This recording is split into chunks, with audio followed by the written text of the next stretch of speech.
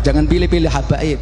Well, ini kayak bilang, maaf, jangan pilih-pilih cabai. Semua cabai itu pedas.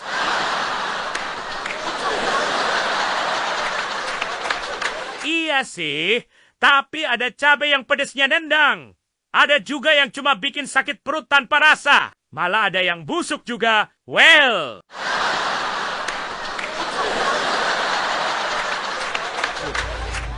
Kalau yang alim saya hormati, kalau bodoh ngapain kita hormati? Ini yang nggak bener. Lah ini gimana, Well? Jadi cucu biologis? Apa perpanjangan saraf sentral kenabian? Lo yang nggak bener, Well. Semua orang harus kita hormati. Kecuali Mukibin Dodol kayak Elwell.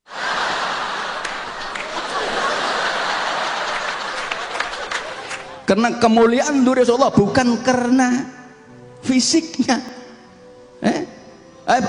bukan karena faktor X atau faktor yang lain, tapi memang di situ ada darah Rasulullah. Karena ada darah Rasulullah. Well, logika lo muter kayak odol dipencet dari tengah.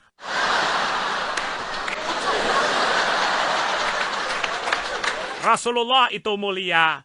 Bukan karena darah beliau sendiri, tapi karena makhluk pilihan Tuhan. Pengemban wahyu, akhlak, dan misi kenabiannya. Bukan karena beliau punya golongan darah Ra+ alias rahmatan lil alamin positif.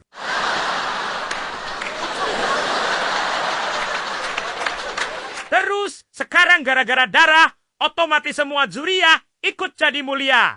Iya kalau beneran zuriyah. Kalau bukan gimana, Well? Kalau darah mengalir, bisa menyebabkan kemuliaan. Berarti nyamuk yang nyedot darah zuriyah Nabi juga harus dimuliakan, alias nggak boleh dikeplak ya, Well?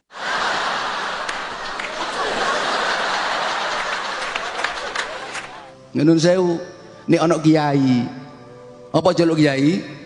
Mergo duwe ilmu, mergo alim. Mergo ngaji duwe santri celuk Pak Yai. Tapi kalau dia tidak alim, tidak punya ilmu, nuwun sewu, pengembala kambing kira celuk kiai enggak? Mulia enggak? Enggak mulia. Maaf juga sebelumnya, tapi logika lu lucu juga, Well. Masa penggembala kambing dipanggil kiai? Lah itu bukan kiai, Well. Itu mah angon wedus.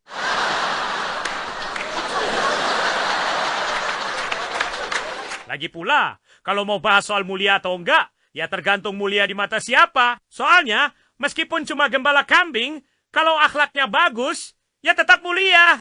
Malah lebih mulia dari yang ngaku-ngaku kiai. Tapi pemahamannya oon, malah jadi bahan ketawaan penonton.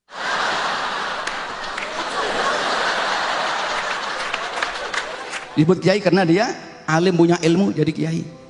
Tapi kalau nggak punya ilmu, dia nggak ada apa-apanya. Ya tetap manusia lah. Masalahnya mindset lo tuh kayak nyembah status, bukan menghargai nilai. Sekarang gue tanya, standar punya ilmu tuh apa? Apa karena cuma pakai daster putih, peci putih, dikasih mic, terus otomatis dianggap alim? Lah tukang obat di pasar juga bisa. Asal ngomongnya lancar.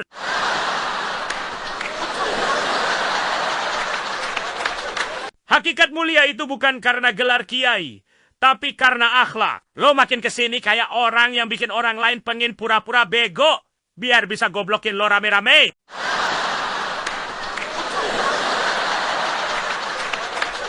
Jangan mentang-mentang manggil orang kiai, lo langsung matiin nalar.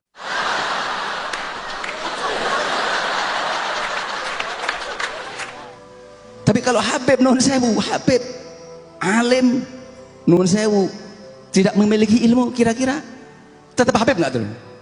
Tetap. Iya benar, tetap Habib. Sama kayak orang yang bukan Habib, ya tetap bukan Habib. Tapi begini, kalau udah gila, ya gila. Mau gelarnya Habib atau bukan Habib, kiai, presiden, atau dukun sakti sekalipun. Kalau warasnya hilang, ya tetap masuk kategori orang gila.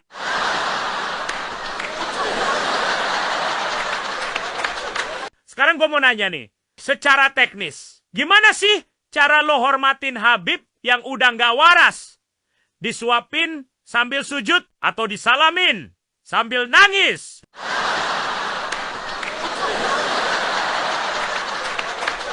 Udahlah, nggak usah ngebungkus analogi si Kiwir pakai retorika basi. Kayak tahu busuk dibalut plastik bening, tetap aja bau well.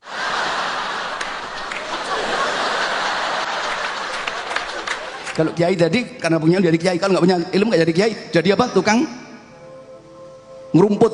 Jadi Mindset lo tuh bener-bener ngawur well. Kemuliaan itu bukan ditentukan status dunia, bukan soal pangkat, jabatan, atau gelar, tapi karena takwa.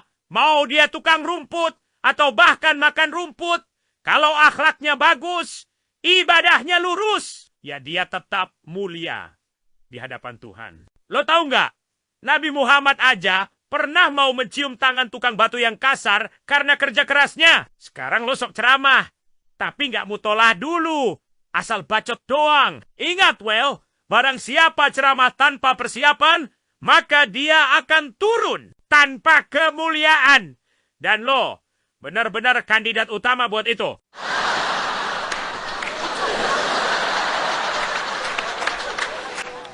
kalau Habib non sewu, kalau kiai tiba-tiba gila, kira-kira kiai ini, oh nggak kiai ini, gendeng gitu. Ada well, kiainya yang gendeng. Ya kamu itu well.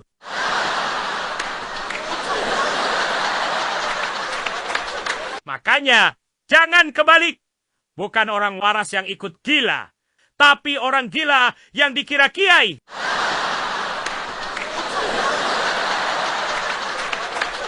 Tapi kalau dzurriyyah mau jahadah mau apa? Tetap apa? Dzurriyyah Rasulullah tetap mulia. Kenapa? Mulianya bukan aridi tapi zatnya. Zatnya mulia. Kenapa mulia? Karena di situ ada darah Rasulullah Shallallahu Alaihi Wasallam. Masalahnya, yang lo sebut Habib itu orang Arab aja bukan well. Apalagi dzurriyyah Nabi, apalagi ada darah Nabi yang ngalir. Darah tinggi sih iya. Tiap ditanya silsilah, bawaannya marah-marah.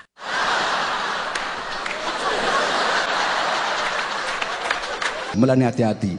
Justru yang mesti hati-hati itu lowel, bukan cuman hati. Isi kepala juga perlu dijaga. Coba deh ngaji lagi, jangan cuma ngisi-ngisi doang.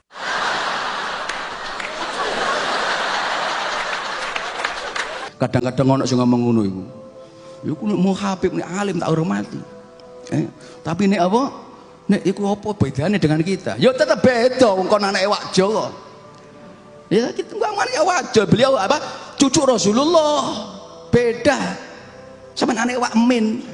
Beliau adalah cucu Rasulullah.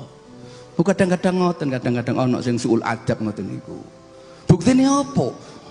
Itu ada yang omong tok, yo nek alim tak hormati, nek bodoh. Nyatane siapa yang dari habaib yang tidak ngerti tentang kealiman Habib Rizik? Tidak ada seorang pun yang tidak tahu kealiman Habib Rizik. Waduh, lo serius nganggep Rizik itu alim? Alim dari mana? Dari Hong Kong?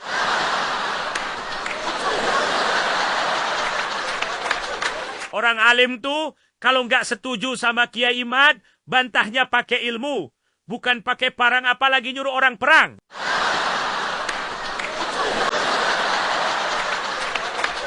Tapi mengapa orang-orang tertentu begitu meremehkan, merendahkan, bahkan kalau menyebut nama bukan Habib tapi apa? Rizik, udah sebut aja yang jelas, nggak usah ewuh pekewuh, kayak lagi ngomongin wali.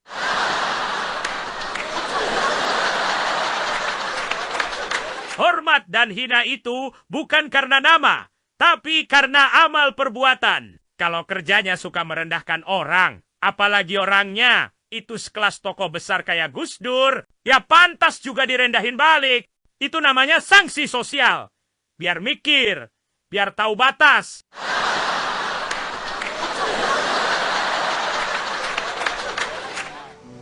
Wal iyadzubillah. Rezek. Ini nun sewu yang dikhawatirkan orang kayak gini, su'ul khotimah. Na'udzubillah min dzalik. Na'udzubillah min dzalik itu. Jadi, wah, mulai keluar jurus andalan.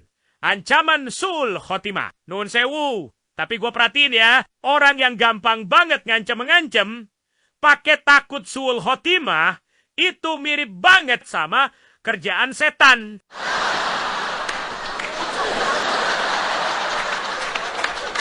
sukanya ngerusak hati orang, bikin was-was, nyebar ketakutan. Padahal, selama lo beriman kepada Allah dan Rasul-Nya, itu udah jadi jaminan lo punya harapan surga. Cuma setan yang doyan bisikin ketakutan ke hati manusia.